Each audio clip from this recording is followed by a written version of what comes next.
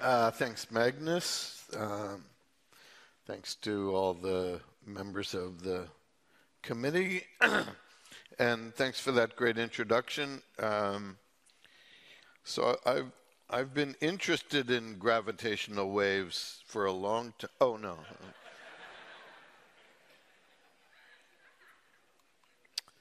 So I began this inquiry really with a series of stories and thought experiments. And I thought what I would do in the lecture today is give you a sense of the path of behavioral economics, how it started from these stories and thought experiments, and we will end up with the Swedish social security system, which is another experiment. So maybe my most famous story involves a dinner party and a bowl of cashew nuts. This was back when I was in graduate school. A bunch of economists were coming over for dinner. We put out a bowl of cashews and served drinks. And after a while, about half the bowl had been consumed. We were worried about our appetites. And so I took the bowl and hid it in the kitchen. And I then came back, and first of all, everybody thanked me. Thank God you got rid of those nuts. And then, since it was a group of economics graduate students, we began to analyze it, which shows you the danger of going to a dinner party with a group of economists. And so the analysis was A, that we were happy, and B, that we were not allowed to be happy, because it's a basic axiom of economics that more choices are always preferred to fewer. And before we had the choice to eat the nuts or not, and now we didn't, so what were we doing being happy? So how is it that having a choice removed can make us better off? This led to a series of papers with my friend Herr Schäffrin on self-control. My second story involves the then chairman of the economics department at the University of Rochester, where I was studying, who I followed in his footsteps in becoming a wine lover. And so when I met him, he had been collecting and drinking wine for a long time and had made some wise purchases early on, possibly including even this bottle. But for this story, we're going to say he bought a bottle for $4.95 and later was able to sell it for $100. And he had a rule that he wasn't willing to pay more than $30 for a bottle of wine, but he sometimes would drink one of his old bottles. Well, that's a puzzle if you're an economist. He won't buy, he won't sell, but he will drink. So that's kind of the economist's reaction to this. And that story eventually led to another research stream on what we'll call the endowment effect, loss aversion, status quo bias, and so forth. Here's a third story. These are all from the same vintage, kind of when I was in grad school. A friend and I were given tickets to a basketball game in Buffalo. We were living in Rochester. There was a big snowstorm, and we wisely decided not to go to the game. But my friend said, had we bought those tickets, we would go to that game. Now, of course, economists call this the sunk cost fallacy. And the question is, why would anybody think going to the game helps? So, yes, in that hypothetical where we had paid a lot of money for these tickets, there would be that wasted money, but going to the game wasn't going to get that money back. So why is it that there was this temptation to feel like we should go to the game if we had paid for the tickets? And this and many other stories led to a research program on mental accounting. So I then met these two guys, these two young, handsome guys here, Amos Tversky and Daniel Kahneman. And I got an idea from them, that made my research possible. They were busy studying how people make judgments. This is before they wrote their famous paper on prospect theory. And the idea related to earlier work by Herb Simon, it says, okay, people are boundedly rational, and so they use simple rules of thumb to help them make decisions. And then here was the aha moment I got from reading their research, which is that the use of these heuristics not only leads to errors. Economists would have no problem with that. We know how to add an error term. The idea was that they would lead to systematic bias. So an example is you can ask people, what do they think is the ratio of gun deaths by homicide to gun deaths by suicide in the United States? People think homicides are a much more frequent cause of death. In fact, suicides are about twice as often. That's an example of what they call the availability bias. And you can win bar bets based on their research.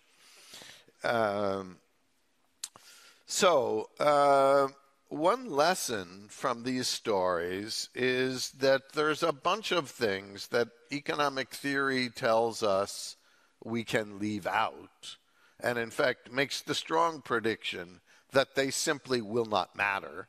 I call these supposedly irrelevant factors. And really my research can be summarized as there are a lot of these supposedly irrelevant factors that are not irrelevant. They matter.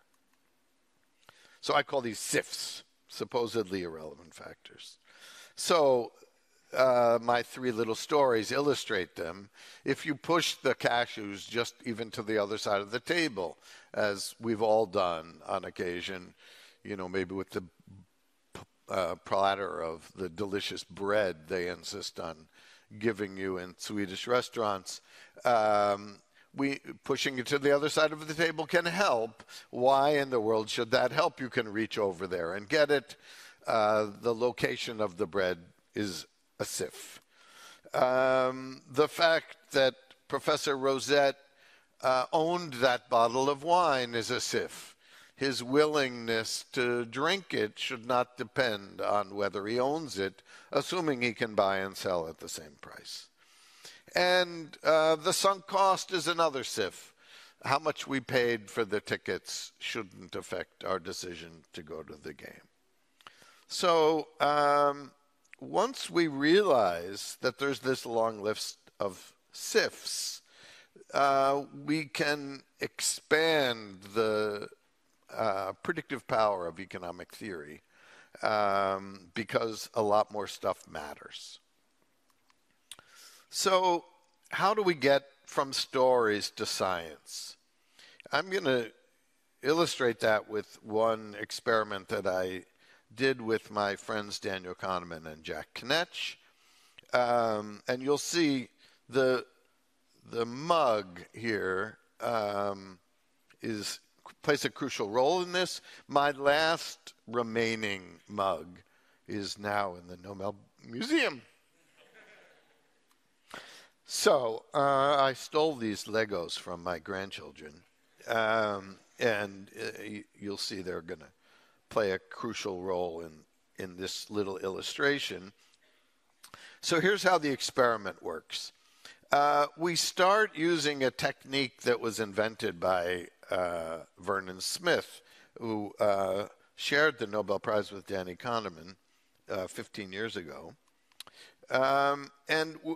In using Vernon Smith's technique, we assign values to people. So we do that by saying, if you end up with one of these tokens at the end of the experiment, you can redeem it for the value indicated here. Then we assign tokens at random, which we've done here. And incidentally, my friend Linnea, who produced all these beautiful slides, has assigned these at random in the way that Kahneman and Tversky would say is the most random looking way of us randomly assigning. Nicely done, Linnea. So we've assigned these at random, and now we conduct a market in which we allow people to trade. So people who don't have tokens can buy them, people who have tokens can sell them, and then we see what happens. And this is what happens, which is exactly what is supposed to happen.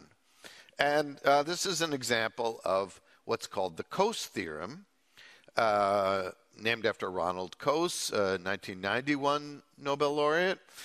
His basic idea is that in a market where transaction costs are low, as they are in this experiment, then the initial assignment of property rights, which in this case was done at random, will not affect the eventual allocation of resources. And we see that's true here. The people, the guys, the Legos on the top row who really love tokens end up with all the tokens. Okay? Now, we have the Legos back. And here, the values, we've now arranged the Legos in the order in which they like a Cornell coffee mug. So that guy in the left really wants one of those mugs. It's worth $20 to him, whereas whoever that guy is in the bottom right has no interest in a Cornell mug. Maybe he doesn't like Cornell, or he doesn't love coffee, or what have you. So now we're going to do the same random assignment. Coincidentally, just the same way, in the very random looking assignment. And now we're going to do another market, just the way we did with the tokens. And if the Coase theorem worked, again, the people who love the mugs most would end up with all the mugs. What actually happened?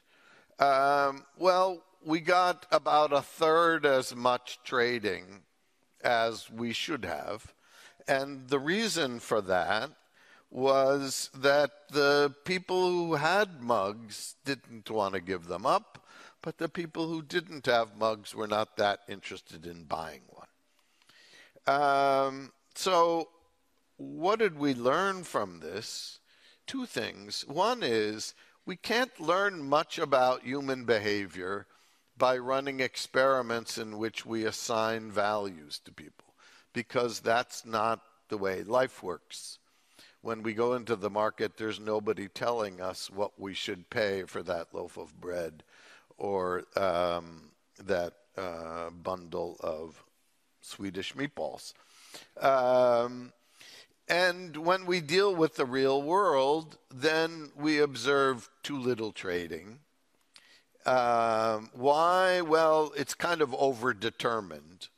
Part of it is loss aversion, the idea that it hurts more to give something up than to acquire it. And there's also something called status quo bias, which we will see again later, where people tend to stick with whatever they have. And there are other factors that are reinforcing these. We know what we have, and we kind of like it. and something else, we're not sure what we would get. And then there's just our basic laziness, that the sort of thing that when we're watching television, we can find ourselves watching the show that comes on the same station we've been watching, even though the cost of switching is exactly one thumb click. So, as Magnus mentioned, one of the questions we ask in behavioral economics is, what happens if we relax assumptions of unlimited rationality and unlimited willpower? So we deal with humans, and suppose that these humans are not all as smart as Einstein, and don't have perfect self-control. They're more like Homer Simpson.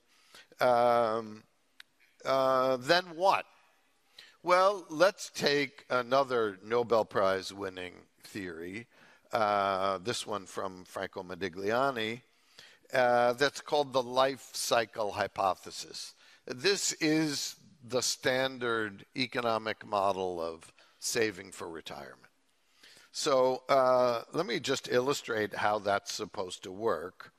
It's basically two steps.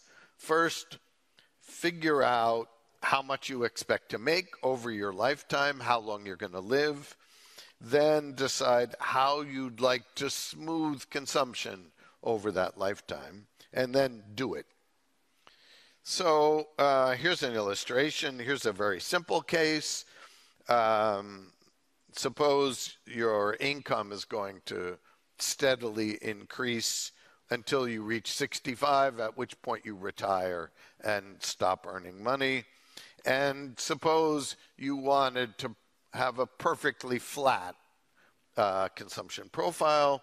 Then you would borrow early in your life, you would save later in your life, and then you would dissave. And you would, when you were 20, you would formulate that plan, and then you would do it. Now, of course, life is more complicated than that. For example, income might have unexpected changes. So, oops, you get laid off, and you go to Silicon Valley and make a bundle of money. Oops, the startup doesn't do so well, but then you write a book. So you know that's those are income surprises. We can have consumption surprises. That sports car was irresistible. Kids move back in. Kids don't even think about it. Maybe the grandchildren, they're cute. But then, you know, you get old and all kinds of stuff happens that you don't anticipate. So you can see this is hard.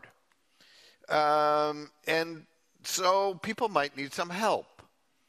And the econs in economic theory don't need any help. They can just figure all this out. They can figure out what they need to do, and they don't have any self-control problems, so they just do it. Now, this is a new problem that humans face. We've been around for millions of years, they tell us. And for most of our time on Earth, saving for retirement was not something anyone needed to worry about. The reason is you would die first. So those that did manage to live long enough to be able to stop working, the solution was move in with their kids, who conveniently were living next door and still were willing to have their parents move in. And then in the 20th century, these norms started to break down. The kids moved away. Parents started living longer. And so we had to solve this problem. And some of the solutions, the early solutions, were things like social security systems and companies sponsoring defined benefit pension plans. And those are the old plans where what you got an annuity based on how long you worked and what you made. And these plans were very easy for us humans because there were no choices. You got taxed on your income, and then you got your Social Security payments. The same with your job. You worked. The retirement was all in the background, and then when you retired, you got this annuity, and life was easy. Well, firms and countries discovered that, especially pay-as-you-go pension plans can lead to problems. And so they created new strategies called defined contribution plans. And these are much harder for humans. Humans have to decide whether to join the plan, and then if they join, how much to save, and then and then how to invest that money. And some people don't bother to join. Those who join may not save enough or may not invest particularly wisely. And notice that the traditional model is of no help whatsoever in solving this problem because it assumes people have solved it. And if they're not saving enough, well, that's because they don't expect to live very long or are happy not having very much when they retire. So if they're just saving the right amount, you have no advice to give them, and there's no reason to offer them help. So how can behavioral economics help? Well, one way is using what Cass Sunstein and I refer to as choice architecture. So choice architecture is the environment in which we make decisions. So one example is a menu. If you go to a restaurant, the chef has decided what he or she wants to cook, but there's somebody at the restaurant whose job is to write that down into a menu. And it could be a simple menu. You can have a 4-course or a 6-course dinner and you have no choices.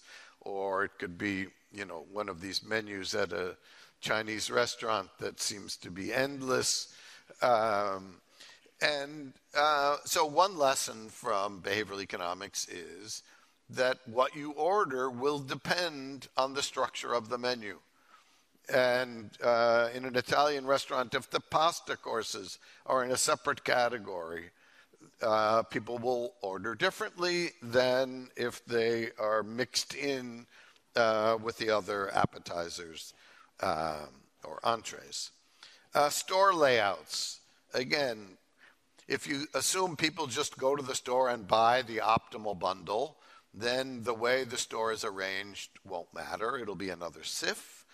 But stores have learned that's not right, and they spend a lot of money figuring out how they want you to walk through a supermarket and make sure you pass by the things that are most profitable.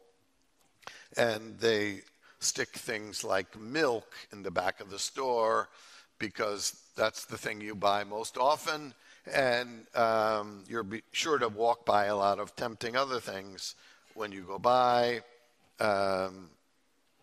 Places like Amazon, of course, have spent billions thinking about choice architecture. So one of the lessons of choice architecture, and the title of the book Cass and I wrote, is that the choice architecture can influence what we pick because it will include what we call nudges. So what are nudges? Nudges are features of the environment that influence the behavior of humans, but would not influence the behavior of econs. So where an item is on the menu doesn't affect Homo economicus, but it does affect us. So the feature of nudges that we stress in our book is that nudges are a way to influence choices without forcing anyone to do anything. And we called the philosophy we espoused libertarian paternalism. Many people did think this phrase was an oxymoron.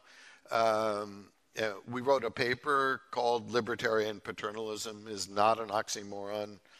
A law professor wrote another paper saying libertarian paternalism is an oxymoron. I was lobbying with Cass that we should write a rejoinder that says, no, it's not. Reason prevailed. So what are some nudges? Maybe the most powerful nudge we have in our arsenal is simply to change the default. So what is the default? The default is simply what happens if you do nothing. Now, we're really good at doing nothing. Passivity is one of humans' greatest skills. So an application of this idea in the domain of pension plans is what's come to be known as automatic enrollment. So in the old system, when you were first eligible for the pension plan, there were a bunch of forms you had to fill out, and you'd have to decide how much to save and then how to invest. There could be a big long pile of these forms. Some people, like my friend Cass, are very norm averse or form averse. And if Cass has to fill out a form, he's almost certain not to do it. So what does automatic enrollment do? It says you get the same pile of forms, but on the top page, it says if you don't fill these forms out, we will enroll you in the pension plan at this saving rate and in this fund, and you don't have to do anything. So that's a SIF, right? The default is a SIF. It takes a minute or two to fill out these forms. So it shouldn't matter. Does it matter? Yes, big time.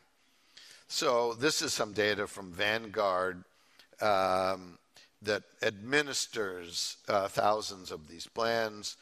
The purple lines are the percentage of people that are enrolled for plans that use automatic enrollment. The gray lines are for those that don't. And you can see for any income group, about 90% of the people join if we use automatic enrollment, much less for other groups, particularly for lower income groups. So this is a nudge that's particularly effective at helping lower income people save for retirement. Well, there's a problem with automatic enrollment, and that is that particularly in the United States, the firms that employ this strategy almost universally enroll people at too low of a level, often 3% of income. That is not enough to save for retirement. So how can we solve this problem? My former student Shlomo Ben-Artzi and I took this on. And what we decided to do is think about this starting with the psychology and ask, well, what is it that's preventing people from saving enough? Well, one is self-control problems. We can go out for a fancy dinner tonight.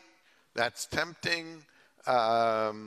Whereas saving for retirement, that's sometime off in the future. And we know people have more self-control for the future than for now. Many of us are planning diets, not this week, certainly, maybe after the new year. The second is loss aversion that I've previously mentioned. People don't like to see their income go down. So we wanted to take that into consideration. And then inertia. People are good at doing nothing. So our idea was, we know these three things are preventing people from saving. Let's flip the problem around and use those to create a plan that will take those weaknesses, if you want to call it that, and use them to help. So the plan we created, we called Save More Tomorrow. And the basic idea was to invite people now to save more later, because self-control is easier for later. It's like our diet plan that will start in January. And particularly to invite them to save more when they get their next raise, so they won't see their income go down. That will eliminate the loss aversion.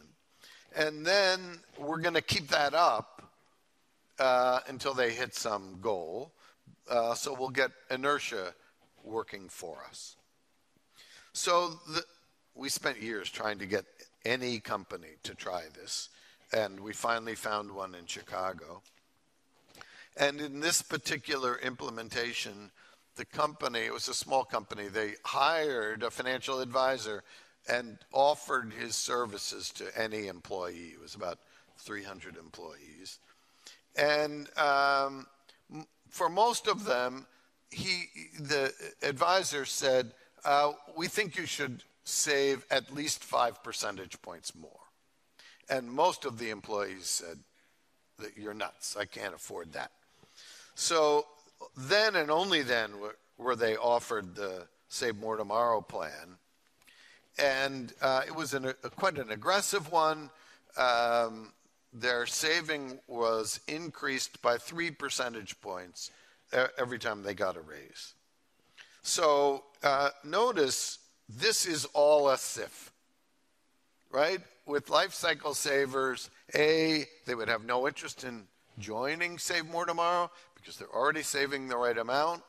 And if it was put in, they would undo it because they are already saving the right amount. So, so it shouldn't work. A, no one should join, and B, their behavior won't change. Well, let's see what happened. The first line of this chart are the people who said they didn't want to talk to this financial advisor. And you can see the inertia in this system. These numbers fluctuate a little. It's not that anyone is doing anything. It's there's attrition. So some people leave the company. Then here is the group that took the advice to go up by 5 percentage points. You can see they did that and then stopped. Then here are our guys. And you can see we almost quadrupled saving rates using supposedly irrelevant factors. Now, a question we asked, and we were asked at hundreds of workshops. Yes, but maybe you get them to save more over here, but then they're undoing it somewhere else that you can't see. And for 30 years or so, I was trying to figure out how to test and possibly reject this alternative hypothesis.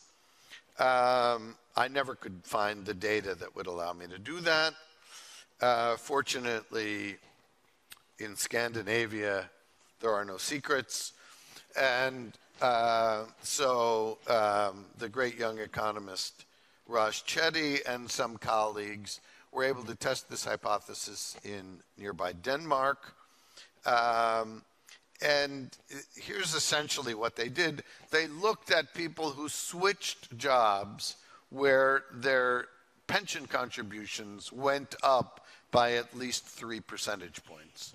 And you can see what happens to their pension saving. It goes up, and right? So this is people being passive, the way we've seen in the other things I've shown you so far. But what are they doing in their other behavior? Here's their company pensions, nothing. Here's their other saving, nothing. So, no, we're not stealing from some other pot. It's all net saving. Okay, let me end with some new research I've been doing with two of my former students, Henrik Kronqvist, who's Swedish, and Frank Yu, who's not. This is a multinational team. And it involves, as the locals may know, in 2000, Sweden introduced something they called the premium pension system. And it has the following key features. There's a 16% payroll tax that goes to fund Social Security. 2.5% is directed toward this new premium pension system. There were 450 options in this plan. Essentially, any mutual fund approved by the EU that wanted to get in was allowed in. Now, when it was launched, the system had 2 nudges. Now, they weren't called nudges because we hadn't coined that term yet, but they were nudges nonetheless. So nudge number 1 was there was a default. If you didn't fill out a form, then you would be given this default fund with the spiffy title AP7. And so anybody who didn't want to make a choice was in that fund, and then some people who found it attractive. It was actually a pretty well-designed fund with low fees. They would also get that choice. That fund has done pretty well, so all the economists I know here claim they actively picked it. I want to tell those people we now have your data. So we're going to be checking. So we're going to call these delegators. They delegate their investment decisions to the people at AP7. Nudge number 2, and this one is a bit curious.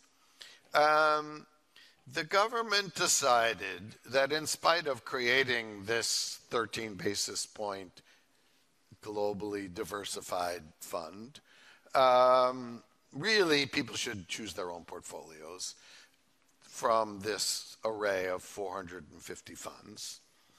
And they launched a big advertising campaign saying, choose for yourself.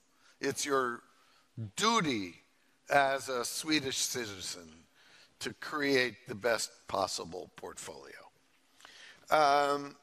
So the government advertised.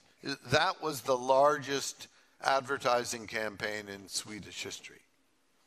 It was supplemented by funds advertising as well, saying, yes, choose for yourself, and in particular, choose our fund. These ads were not particularly informative. Here's one.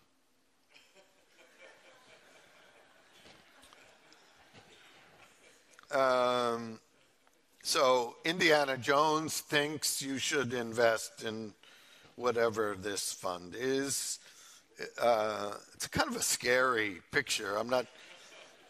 My wife used to teach advertising. I don't know whether she would approve of this ad, but anyway, there were those ads.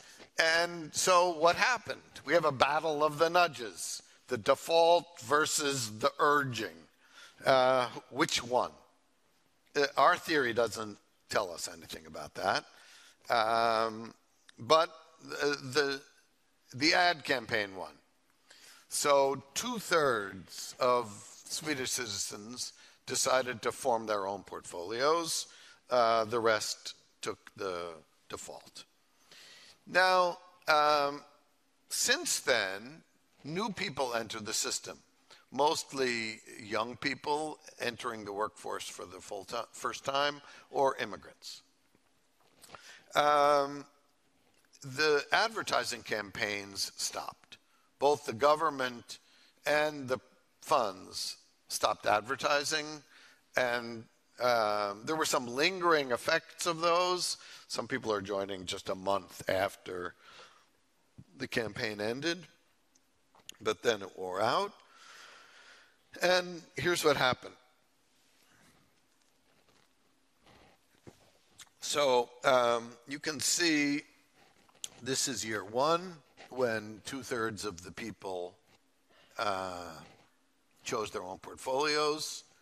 That tapered off, and in recent years, almost no one is choosing their own portfolio. Those numbers on the right are about 0.5%.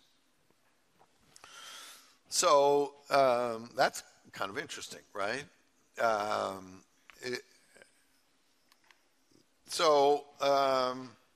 But one of the questions we're interested in is, well, how long do nudges last, right? So those guys on the left were, until 2008, they were locked in. There was an obscure rule, the justification of which no one has been able to explain to me. But if you, maybe somebody here knows, but if you turned down the default fund, you weren't allowed to take it later until 2008. Then they changed that rule. But so one of the question is, those guys who were nudged to be individualistic, did they stay that way? And if so, that would be interesting, because almost no one has chosen to do that since. So 27% of the people in the default fund have left and decided to become do-it-yourselfers, but essentially no one that started as a do-it-yourselfer has switched.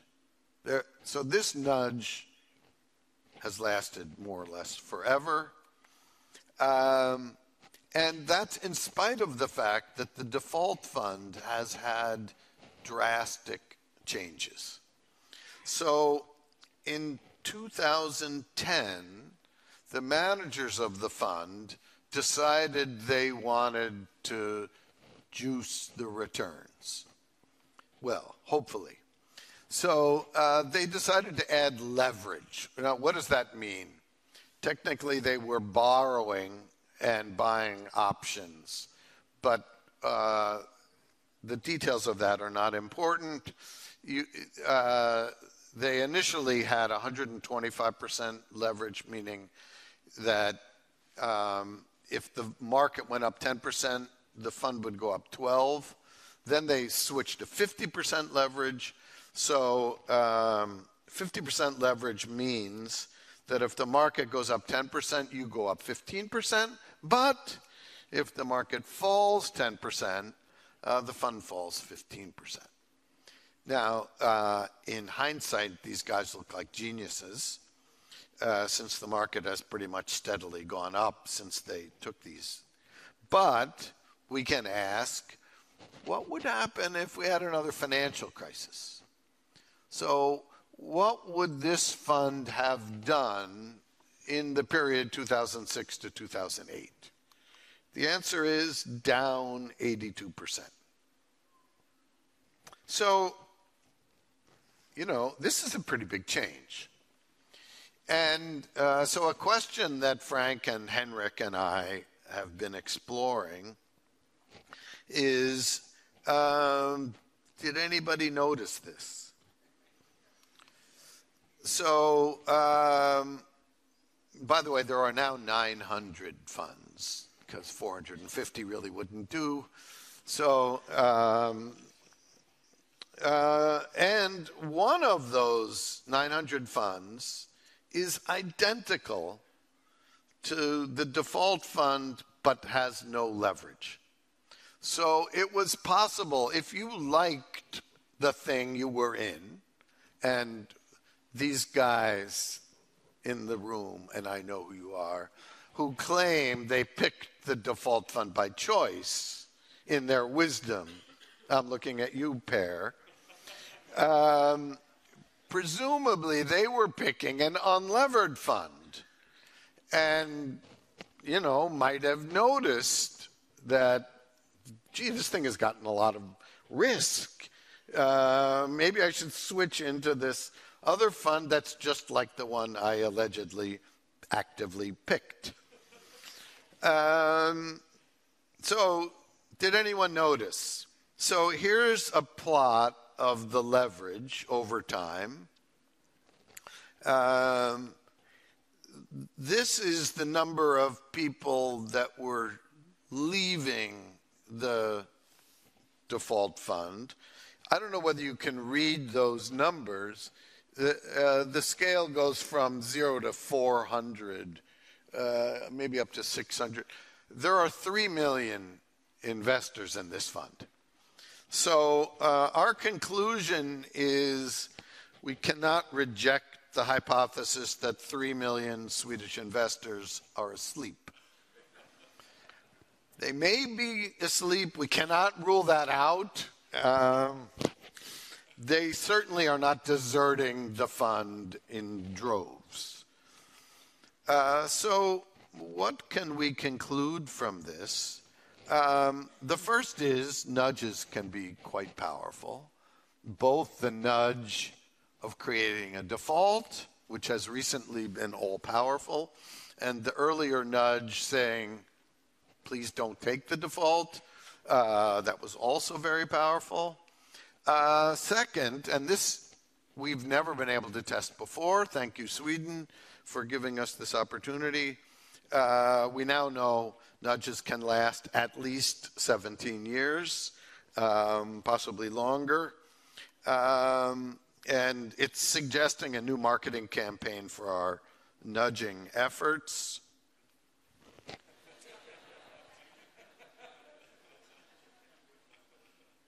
So, let me conclude. It is possible, many people told me early on, it's just not possible to do economics any other way. It wouldn't be economics. So that's not true. It's possible to do economics without homo economics. Sorry. Second, if we learn from other social scientists, we can improve economics. We can increase its explanatory power.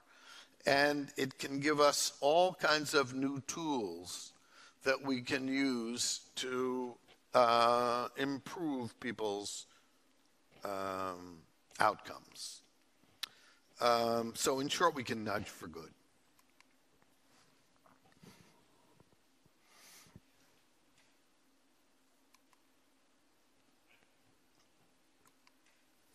Thank you.